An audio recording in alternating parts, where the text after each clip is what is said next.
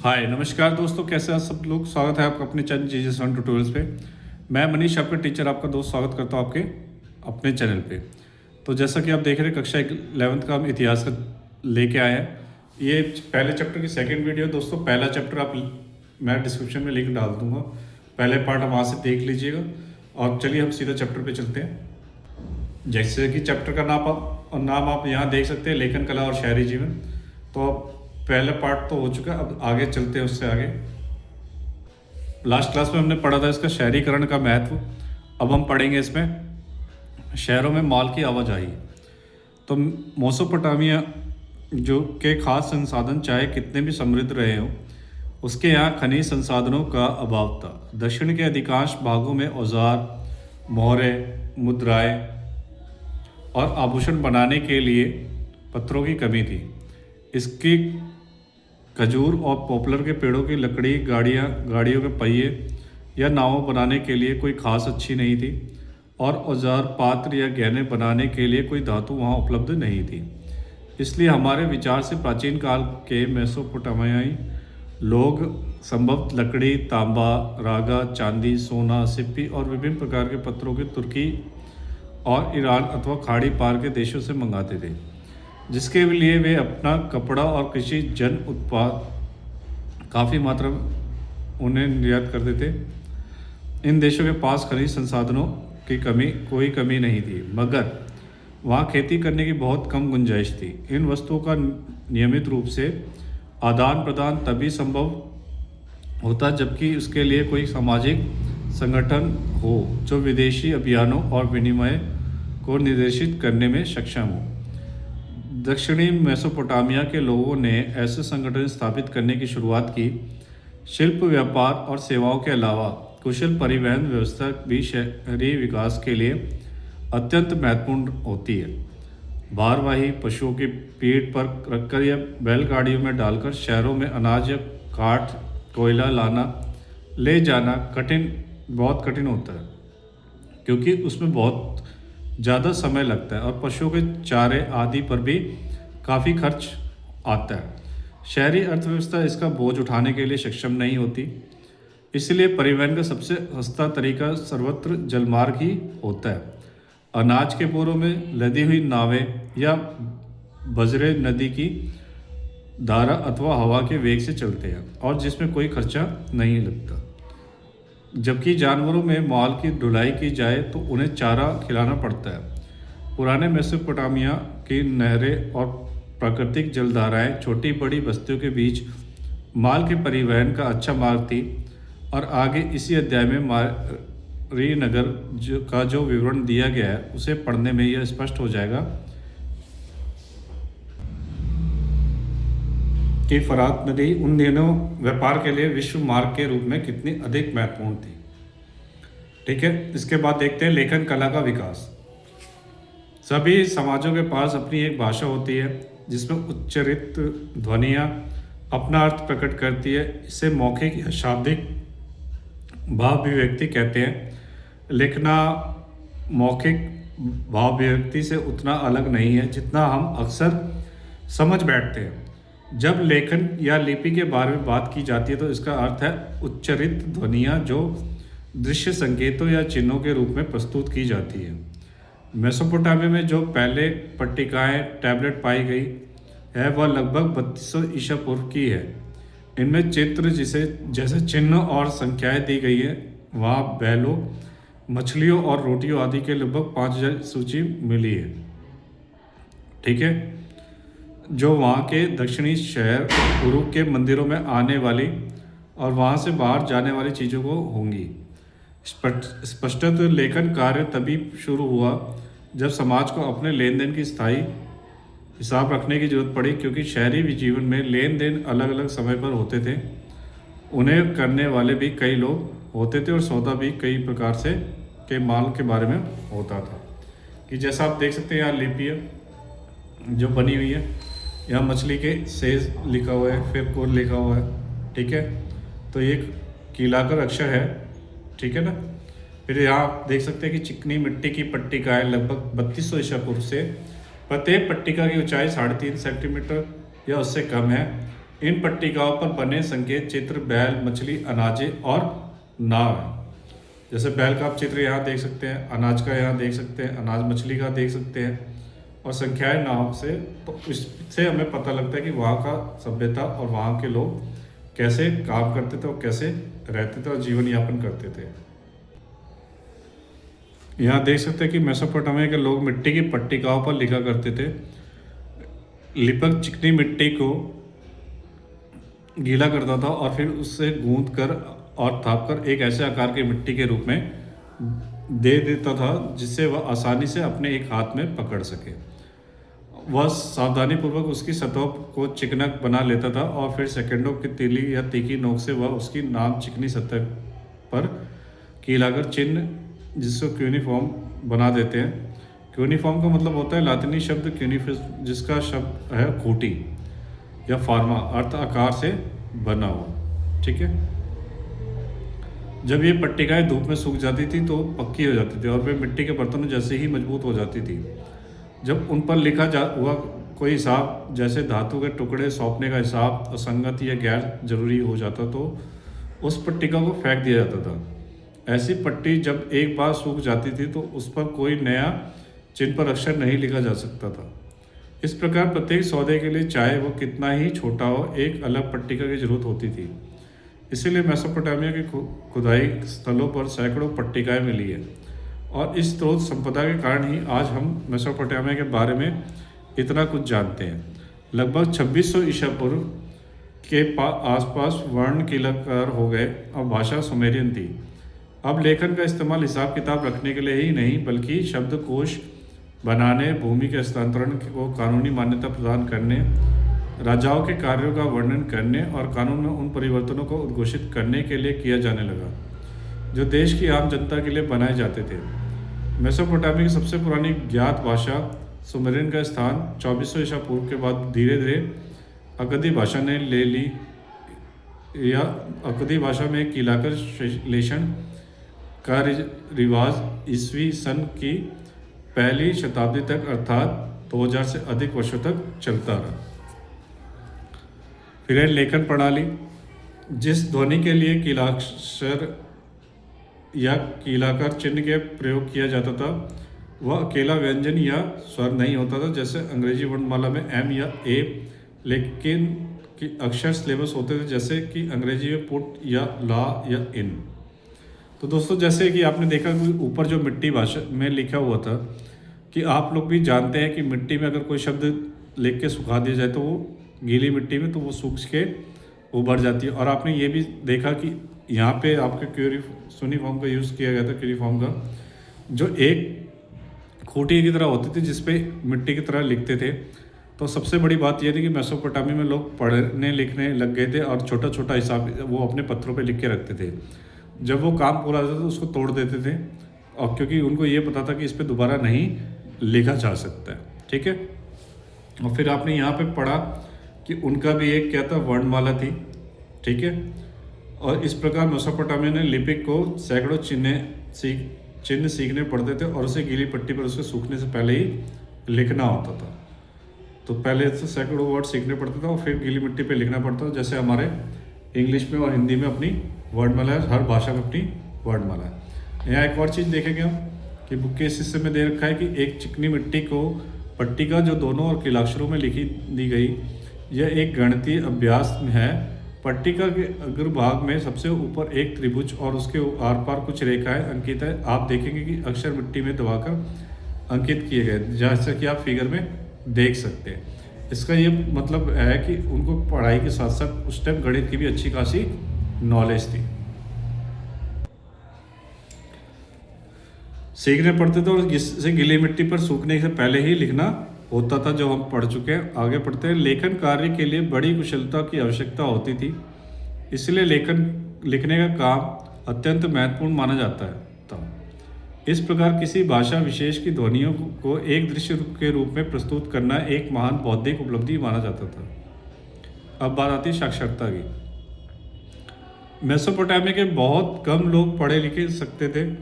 न केवल प्रतीकों या चिन्हों की संख्या सैकड़ों में थी, बल्कि ये कहीं अधिक पेचीदा थे। पृष्ठ 33 पर दिए गए चित्र का देखिए। ठीक है, जो आप देखेंगे आगे। अगर राजा स्वयं पढ़ सकता था तो वह यह चाहता था कि प्रशस्तिपूर्ण अभिलेखों में उन तथ्यों का उल्लेख अवश्य किया जाता है। अधिकतर लिखावट बोलने के तरीके की दर्शाती थी। तो सबसे पहले पृष्ठ 33 एक बार देख लेते हैं। यहाँ पे सिर्फ आपका हल्का विजुलाइज होगा क्योंकि काफ़ी मिसप्रिंट है, और इससे आप समझ गए होंगे कि काफ़ी वहाँ पे उससे आप काफ़ी समझ गए होंगे कि पढ़ने लिखने का सिखाया गया था। हो सकता है आपकी बुक में अच्छे से प्रिंट हो। तो एक अधिकारी द्वारा राजा को लिखा गया पत्र उसे पढ़कर सुनाया जाता था, इसलिए उसकी शुरुआत इस तरह की जाती थी कि मेरे अमुक मालिक को उनका अमुक सेवक निवेदन करता है, मुझे सौंपे गए काम को मैंने पूरा कर दिया है। तो आपने जैसे समझा कि आपकी वर्णमाला थी, वर्णमाला से वो लोग सीख के लिखावट करने लगे थे, और ये उन्होंने लेटर कैसे लिखते थे उस टाइम उनका एक दे दिया है। ठीक है, एक हिस्सा बता दिया है। सृष्टि के बारे में लिखे गए एक लंबे पौराणिक काव्य के अंत में यह लिखा गया है, इन काव्य पंक्तियों को सदा याद रखा जाए और बड़े बड़े बूढ़े लोग इन्हें छोटों को पढ़ाया, बुद्धिमान और विद्वान लोग इन पर चर्चा करें, पिता इन्हें अपने पुत्रों के लिए बार बार दोहराए, यहाँ तक कि ग्वालों के कान में भी इन पंक्तियों को सुनने के लिए सदा खुले रहे। तो इस तरीके से हम लोगों ने देखा है कि इतिहास में मेसोपोटामिया के लोग काफ़ी हम उस टाइम भी समय से आगे चल रहे थे। ठीक है, उन्होंने जो लेटर समझाया था तो उन्होंने आगे ये भी कहा कि कैसे एक पिता अपने पुत्र को समझाए। बाकी इसमें जो भी संशोधन होता है आप संशोधन करते हुए इसको आप निरंतर चलाएं। ठीक है, अब इसके बाद था लेखन का प्रयोग। शहरी जीवन, व्यापार और लेखन कला के बीच के संबंधों को उरुक के एक प्राचीन शासक एनमर्गर के बारे में लिखे गए एक सुमेरियन महाकाव्य में स्पष्ट किया गया है कि मेसोपोटामिया की परंपरागत कथाओं के अनुसार उरुक एक अत्यंत सुंदर शहर था, जिसे अक्सर केवल शहर कहकर भी पुकारा जाता है। सुमेर के व्यापार की पहली घटना को एनमर्कर के साथ जोड़ा जाता है। उस महाकाव्य में कहा गया है कि उन दिनों व्यापार किया होता है, यह कोई नहीं जानता था। एनमर्कर अपने शहर के एक सुंदर मंदिर को सजाने के लिए लाजवर्द और अन्य बहुमूल्य रत्न और धातुएं मंगाना चाहता था। इस काम के लिए उसने अपना एक दूत अरट्टा नामक के एक सुदूर देश के शासक के पास भेजा।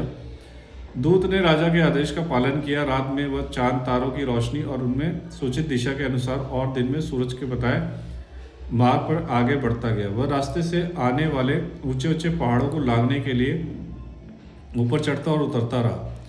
जब वह पहाड़ पर था तो पहाड़ की तलहटी पर रहने वाला सूसा नगर के लोगों ने उसे छोटे चूहों की तरह नमस्कार किया। उसने 5 वर्ण पर्वतमालाएं, 6 पर्वतमालाएं, फिर 7 पर्वतमालाएं पार की। दत्त दूत अरट्टा ने मुखिया से लाजवत यह चांदी नहीं ला पाया और उसे बारंबार लंबी यात्राओं के उपरांत खाली हाथ ही लौटना पड़ा। इसके बावजूद कि वह अरट्टा के मुखिया से चांदी प्राप्त करने के लिए उसके उरुक के राजा की ओर से तरह तरह की धमकियां और आश्वासन देता रहा। अंत में दूत इतना चकरा गया कि वह अपनी बात को सही तरह से व्यक्त ही नहीं कर पाया और उसने एनमर्कर के संदेशों का घालमेल कर बता दिया। तब राजा एनमर्कर ने अपने हाथ से एक चिकनी मिट्टी की पट्टिका बनाई और उस पर शब्द लिख दिए। उन दिनों मिट्टी पर शब्द लिखने का रिवाज नहीं था। ठीक है, जब लिखी हुई पट्टिका दूत ने अरट्टा के शासक के हाथों में दी तो उसने उसकी जांच की। उच्चरित शब्द कील यानी कलाकार शब्द थे। ठीक है, उसे देखते ही उसकी त्योरियां चढ़ गई। उसने पट्टिका पर नजर गड़ाए रखी। इस घटना को शाब्दिक रूप से सत्य नहीं माना जाना चाहिए, लेकिन इसके यह निष्कर्ष निकाला जा सकता है कि मेसोपोटामिया की विचारधारा के अनुसार सर्वप्रथम राजा ने ही व्यापार और लेखन की व्यवस्था की थी। यह काव्य हमें यह भी बताता है कि लेखन कार्य सूचना इकट्ठी करने और दूर दूर तक भेजने का साधन तो था ही, साथ ही उससे मेसोपोटामिया की शहरी संस्कृति का उत्कृष्टता का भी झलक मिलती है। ठीक है, यहाँ तक अब आगे चलते हैं कि दक्षिण मेसोपोटामिया का शहरीकरण और मंदिर और राजा। तो 5000 ईसा पूर्व से दक्षिण मेसोपोटामिया में बस्तियों का विकास होने लगा था। उन बस्तियों में से कुछ ने प्राचीन शहरों का रूप ले लिया। ये शहर कई तरह के थे। पहले वे जो मंदिरों के चारों ओर विकसित हुए, दूसरे जो व्यापार के केंद्रों के रूप में विकसित हुए, और शेष शाही शहर थे। इनमें से पहले दो श्रेणियों के शहरों पर यहाँ चर्चा की जाएगी। बाहर से आकर बसने वाले लोगों ने उनके मूल स्थान का पता नहीं, अपने गांव में कुछ चुने हुए स्थानों या मंदिरों को बनाना या उनका पुनर्निर्माण करना शुरू किया। बाहर से जो आकर बसे थे, ठीक है, कहाँ के थे वो पता नहीं, ठीक है, अपने गांव में कुछ चुने हुए स्थानों से मंदिर को बनाया और उनका पुनर्निर्माण करना शुरू किया। सबसे पहला ज्ञात मंदिर एक छोटा सा देवालय था। जो सबसे पहले जो मंदिर बनाया गया था वो छोटा सा देवालय था, जो कच्ची ईंटों के बना हुआ था। ठीक है, आप एक बार फिगर में देख सकते हैं। यहाँ पे प्रवेश द्वार है, ये मंदिर है, यहाँ वेदिका है, ये भट्टी है, ये प्रवेश द्वार है। तो दक्षिण मेसोपोटामिया के सबसे प्राचीन ज्ञात मंदिर लगभग 5000 ईसा पूर्व नक्शा है।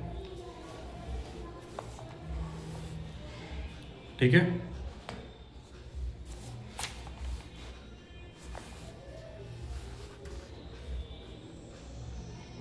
मंदिर विभिन्न प्रकार के देवी देवताओं के साथ निवास स्थान थे, और उनसे जो चंद्र देवता था और इनाना जो प्रेम व युद्ध की देवी थी। इसमें सबसे पहले क्या था, जो चंद्र के देवता थे और इनाना जो प्रेम व युद्ध की देवी थी। ये मंदिर ईंटों से बनाए जाते थे और समय के साथ बड़े होते गए। अभी भी देखते हो आप, मंदिर कहीं छोटा था, फिर धीरे धीरे धीरे धीरे वो भी विशालकाय बन जाता है, क्योंकि श्रद्धा भाव से हम लोग उसको बनाते हैं। क्योंकि उनके खुले आंगनों के चारों ओर कई कमरे बने होते थे। कुछ प्रारंभिक मंदिर साधारण घरों से अलग किस्म के नहीं होते थे, क्योंकि मंदिर भी किसी देवता का घर ही होता था। जैसे घर होते थे उसी सोच में बनाया जाता था। लेकिन मंदिरों की बाहरी दीवारें कुछ खास अंतरालों के बाद भीतर और बाहर की ओर मुड़ी हुई होती थी। यही मंदिरों का विशेषता थी। साधारण घरों की दीवारें ऐसी नहीं होती थी। देवता पूजा का केंद्र बिंदु होता था। लोग देवी देवता के लिए अन्न, दही, मछली लाते थे। पुराने जमाने के कुछ मंदिरों के फर्शों पर मछली की हड्डियाँ की परतें जमी हुई मिली है। आराध्य देव सैद्धांतिक रूप से खेतों, तटस्थ क्षेत्र और स्थानीय लोगों के पशुधन को स्वामी माना जाता था। समय आने पर उपज को उत्पादित वस्तुओं को बदलने की प्रक्रिया, जैसे तेल निकालना, अनाज पीसना, काटना और उन्हीं कपड़ों को बुनना आदि यहीं की जाती थी। घर परिवार से ऊपर के स्तर के व्यवस्थापक व्यापारियों के नियुक्त अन्न, हल जीतने वाले पशुओं, रोटी, जौ की शराब, मछली आदि के आवंटन और वितरण के लिखित अभिलेखों के पालक के रूप में मंदिर ने धीरे धीरे अपने क्रियाकलाप बढ़ा लिए और मुख्य शहरी संस्था का रूप ले लिया। लेकिन अन्य दूसरे कारक भी इस व्यवस्था से विद्वान थे।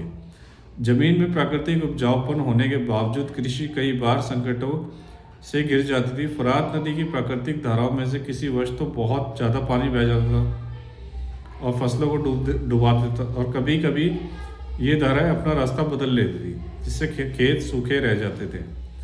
जैसा कि पुरातत्व की अभिलेखों से पता चलता है, मेसोपोटामिया के इतिहास में गांव समय समय पर पुनः स्थापित किए जाते रहे। इन प्राकृतिक विपदाओं के अलावा कई बार मानव निर्मित समस्याएं भी आ खड़ी होती थी। जो लोग इन धाराओं के ऊपरी इलाकों में रहते थे, वे अपने पास की जलधारा से इतना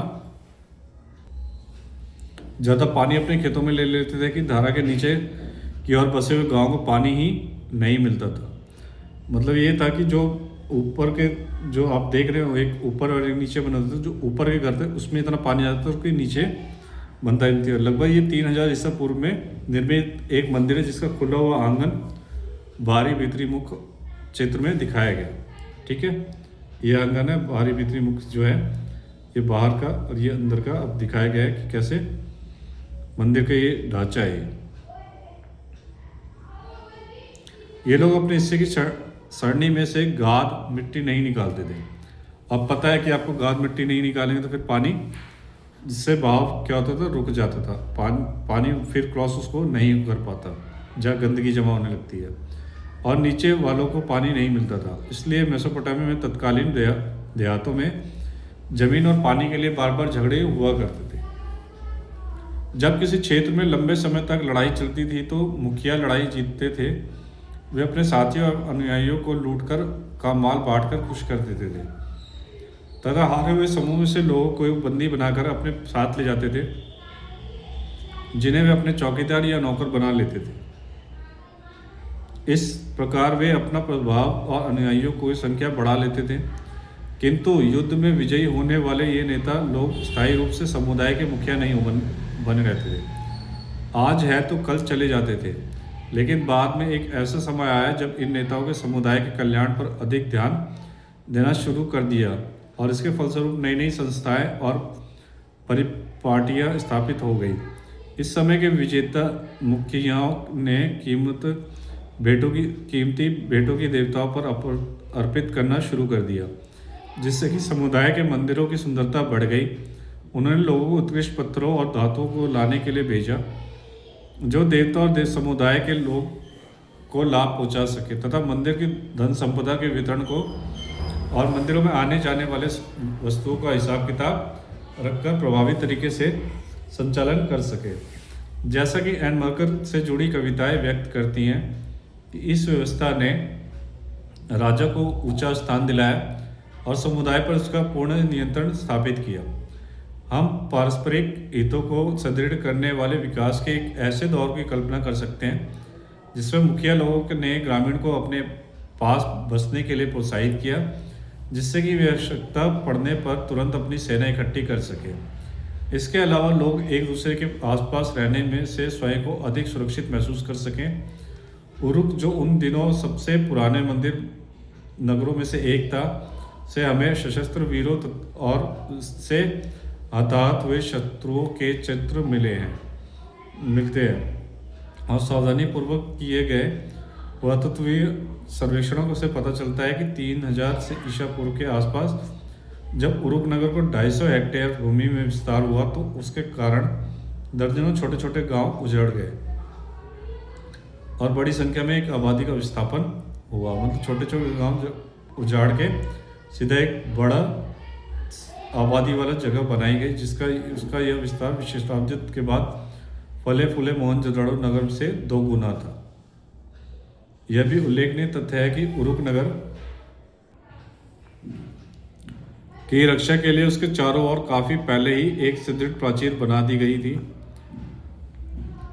उरुक नगर 4200 ईसा पूर्व और 400 ईसा पूर्व तक बराबर अपने अस्तित्व में बना रहा और उस दौरान 2800 ईसा पूर्व के आसपास वह बढ़कर 400 हेक्टेयर में फैल गया। युद्धबंदियों और स्थानीय लोगों को अनिवार्य रूप से मंदिर का अथवा प्रत्यक्ष रूप